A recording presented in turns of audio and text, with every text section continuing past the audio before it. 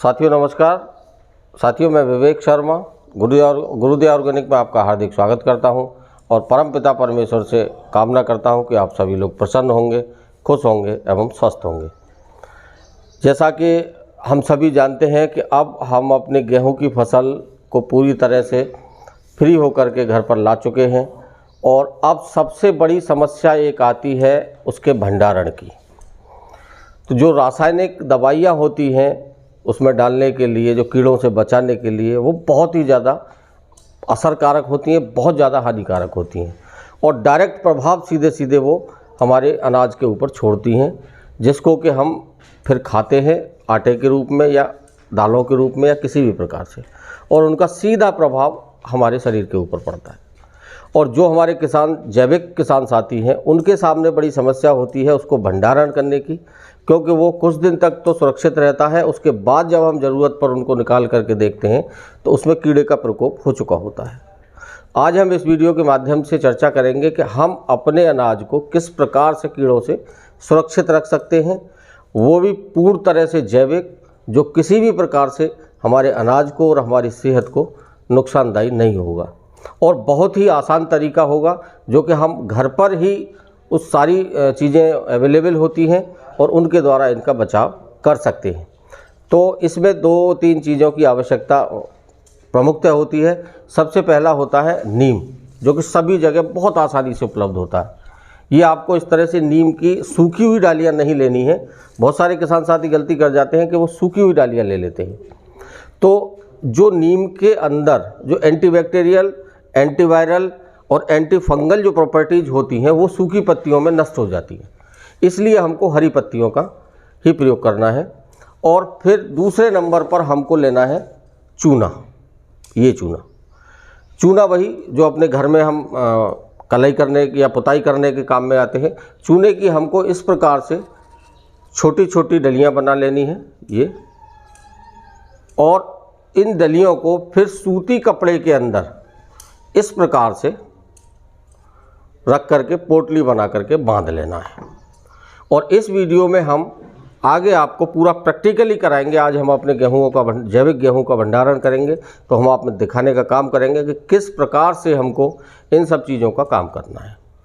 और में तो अंततः आप इस वीडियो को पूरा देखने का काम करें, कहीं भी कोई स्टेप छूटना नहीं चाहिए। और ये प्रयोग इतना सटीक है कि आप जब भी अपने अनाज को बाहर निकालेंगे तो आपको पूरी तरह से सुरक्षित मिलेगा, स्वस्थ मिलेगा, और जैसा आपने भरा था टंकियों के अंदर उसी प्रकार का आपको अनाज मिलेगा। अनाज कोई भी हो सकता है, दालें हो सकती हैं, गेहूं हो सकता है, जौ हो सकते हैं, किसी भी प्रकार का आपका अनाज हो सकता है। आप किसी भी प्रकार के अनाज का पूरी तरह से सुरक्षित रूप से भंडारण इस विधि के अंतर्गत कर सकते हैं।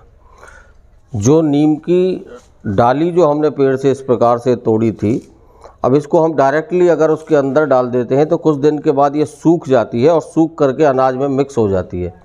तो जब भी हम अनाज को यूज़ करने के लिए, प्रयोग करने के लिए निकालते हैं तो वो मुश्किल हो जाता है उसकी सफाई करना, और हल्का कड़वापन भी गेहूं के अंदर आने की संभावना रहती है। तो इसलिए इन पत्तियों को आप डाली से अलग कर लें। इस प्रकार से ये हरी हरी पत्तियाँ, ये सारी इस प्रकार से आप ये अलग कर लें। और अलग करने के बाद फिर आप जिस प्रकार से चूने की हमने वो पोटली बनाई थी, उसी प्रकार से ये इस तरह से थोड़ी थोड़ी इसमें डाल करके पोटली बना सकते हैं।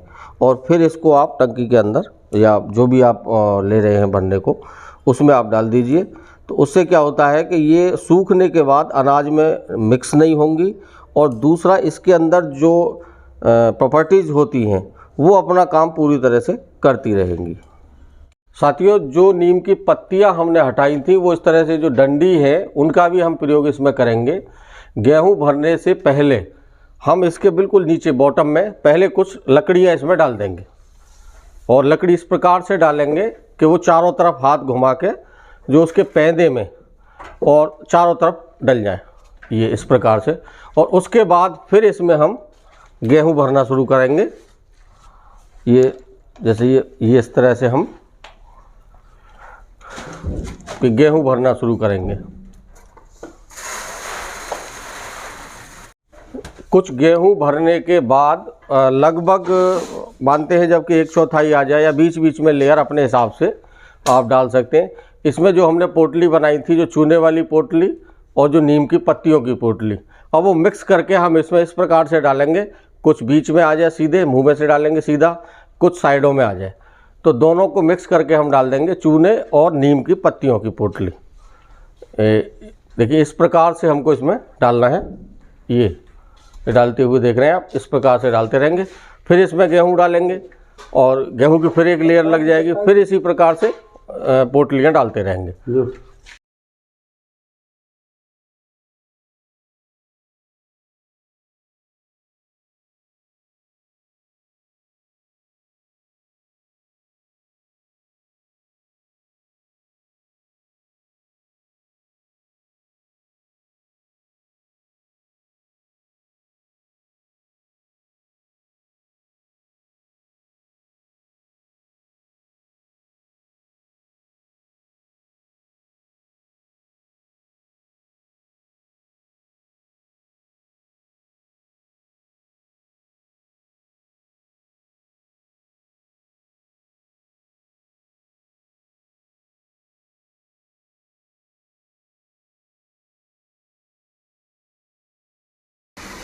साथियों, जिस प्रकार से वीडियो में दिखाया गया है कि लेयर बाय लेयर आप अनाज डालेंगे, उसके बाद पहले उसकी नीम की लकड़ियाँ डालेंगे, फिर अनाज डालेंगे, फिर लेयर बाय लेयर चूने की पोटली और नीम की पत्तियों की पोटली, फिर अनाज, इस प्रकार से डालते हुए पूरा टंकी को भरने के बाद उसके जो ढक्कन होता है, उस ढक्कन को बहुत अच्छे से एयरटाइट करके बंद कर देंगे।